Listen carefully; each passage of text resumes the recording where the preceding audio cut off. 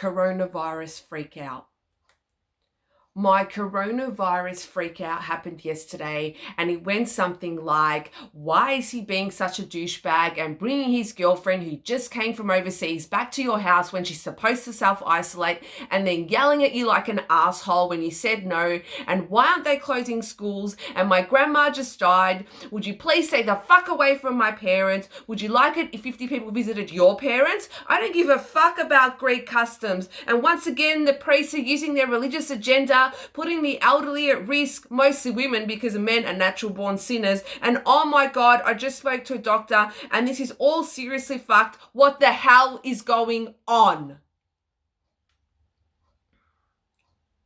My coronavirus freak out happened yesterday, and it went from I'm touring the USA in April to I'm not actually going anywhere except the supermarket. It happened like a lightning strike. The news that's been thundering through every day started to make sense, and it all suddenly became as clear as Cypriot summer skies I don't know when I'll see again.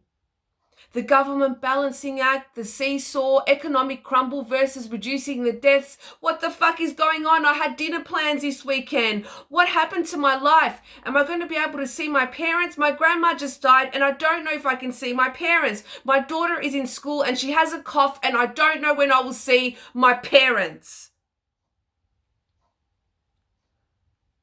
On the day of my coronavirus freak out, my anxiety shot from 0 to 1 million American projected deaths if we don't implement social distancing right now for the next 6 to 12 months, even more, who knows? It went from, is this my new reality right now, to fuck, this is my new reality. I wanted to cry, but I couldn't get it out. I was so restless, didn't know what to do with myself. So I took my anxiety grocery shopping, fed it packets of pasta and nuts and oats and rice, but it was not satisfied. It wanted toilet paper, but there wasn't any. Then my anxiety noticed an elderly woman standing in an empty aisle, looking lost and alone, and it morphed into sadness. I sanitized my hands and went home. I wanted to write a poem but couldn't, so I wrote articles people would have skimmed when the avalanche of news came for them. I want to help. I want to help others and I want to help myself. I went to sleep and kept waking up. I checked my phone, but I couldn't find what I was looking for. The next day, I was so tired. I had a nap during the day.